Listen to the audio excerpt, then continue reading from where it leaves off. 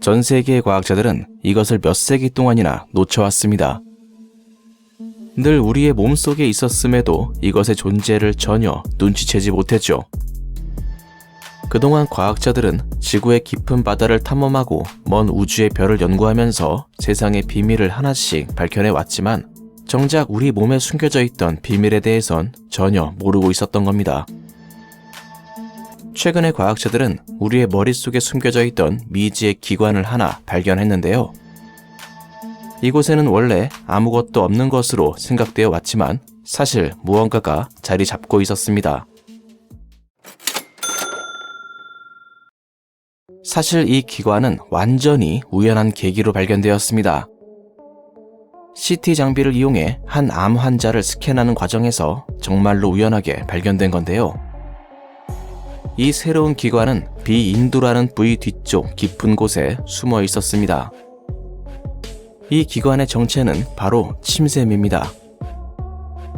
침샘은 소화기관에 필요한 타액을 생산하는 곳으로 크게 귀밑샘, 턱밑샘, 혀밑샘 이렇게 3개가 존재하고 있습니다.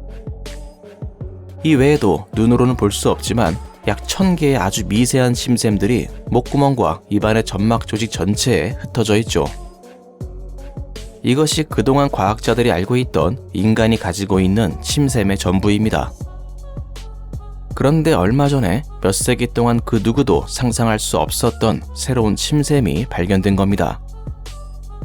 눈에 보이지 않을 정도의 미세한 침샘이 아니라 평균 크기 3.9cm에 달하는 커다란 침샘이었죠.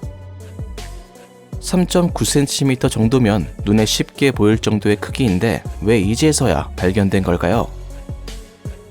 과학자들은 이 침샘이 해부학적으로 접근성이 좋지 않은 두개골 아래쪽 깊숙한 곳에 위치하고 있어서 그동안 발견되지 않을 수 있었다고 설명합니다. 아니면 이미 과거에 이 침샘이 발견되었지만 다른 침샘의 일부로 생각하고 그냥 지나쳤을 가능성도 있습니다. 또한 초음파나 CT, MRI와 같은 기존의 기술이 가지고 있는 한계 때문에 발견하지 못했을 수도 있습니다. 이번에 발견에는 PSMA PET CT라는 완전히 새로운 기술이 이용되었는데요. 원래 이 장비는 전립선 암을 스캔하기 위해 개발된 장비입니다.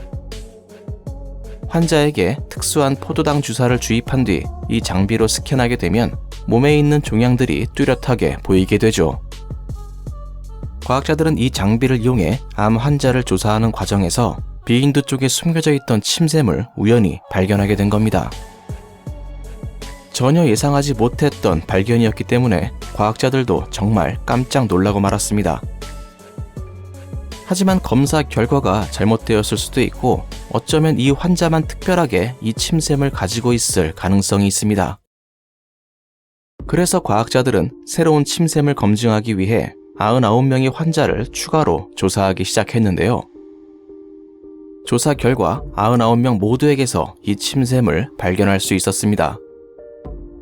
그 이후에도 남녀 2구의 시신을 해부하여 직접 이 침샘을 확인하는 데 성공했으며 비인두 벽 쪽으로 침이 흐를 수 있는 구멍도 추가로 발견할 수 있었죠. 참고로 이 침샘은 이관융기라고 하는 연골 위쪽에 위치하고 있었기 때문에 이와 같은 이름이 붙게 되었습니다.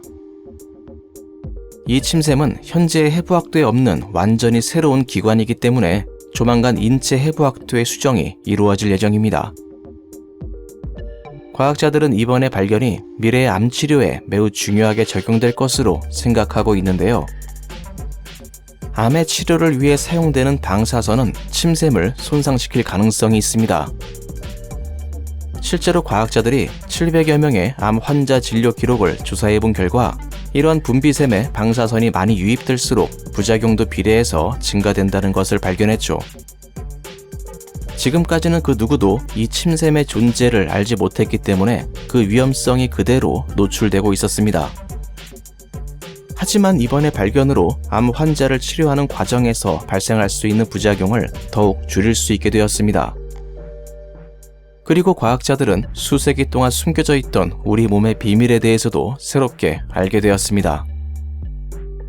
혹시 우리 몸에는 이것 말고도 또 다른 비밀이 숨겨져 있는 건 아닐까요?